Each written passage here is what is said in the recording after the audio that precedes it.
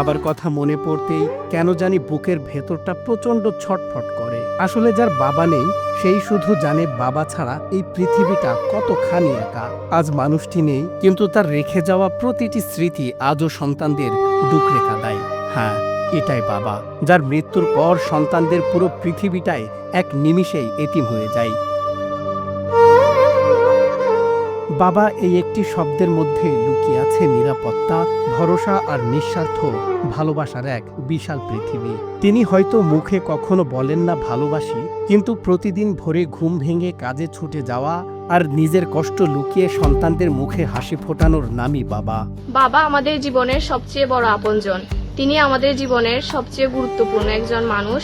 তিনি আমাদের পরিবারের শক্তি, সাহস এবং ভরসার প্রতীক। সন্তান যখন প্রথম হাঁটতে শেখে, প্রথমে স্কুলে যায় কিংবা প্রথম কোনো সাফল্য পায়, তখন পৃথিবীর সবচেয়ে সুখী মানুষটি হন এই বাবা।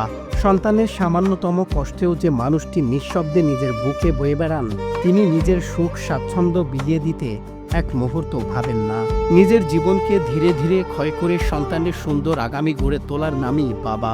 হয়তো অনেকে দেখা যায় বাবা থাকা অবস্থায় বাবার মর্যাদাটা বুঝতে পারে না। বাবা ভালো একটা কথা বললে সেটা আমাদের কাছে ভালো লাগে না, কিন্তু যখন আমরা সেই বাবাটাকে হারিয়ে ফেলি তখন স্মৃতিচারণ করে বারবার আমাদের এই কথাগুলো মনে পড়ে। অথচ আমাদের সমাজের প্রতিটি ঘরের এই চিরচেনা মানুষটির ভেতরের লড়াইটা সব সময়ে আড়ালে থেকে যায়। পরিবারের স্বপ্ন বাঁচিয়ে রাখতে শত প্রতিকূলতার মাঝেও যিনি কখনো মাথা নোয়ান না, আমরা কজনই বা তার সেই নীরব ত্যাগের খবর রাখি।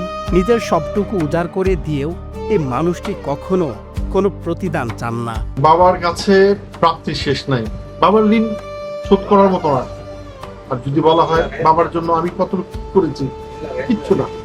আমি আমার বাবার জন্য কিছুই করতে পারি না।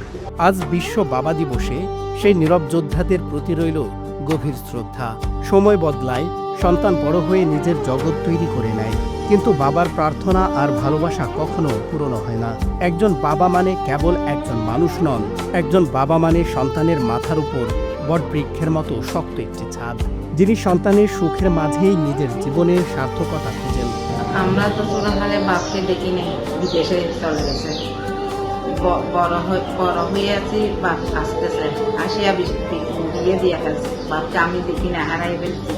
কিছুদিন পরে বাপ একেবারে চলে আসছে। আমার বাবা 1988 সালে এন্তেকাল করছে। এন্তেকালের পরে আমরা বুঝতেছি বাপকে জিনিস, বাপ একটা বটগাছ, আমাদের ছায়া। কিন্তু যে বাবা আমাদের সুন্দর ভবিষ্যতের জন্য নিজের বর্তমানকে বিসর্জন দিলেন, আমরা কি পারছি তাদের শেষ বয়সে একটু স্বস্তি দিতে? আজ বাবা দিবসের এই ক্ষণে আসুন নিজে একবার নিজেকে প্রশ্ন করি, আমাদের মাথার উপরের সে বটবৃক্ষকে আমরা কি সত্যি আগলে রেখেছি তো? দীর্ঘজীবী হোক প্রতিটি বাবা। সজল বিশ্বাস, বাংলা টিভি।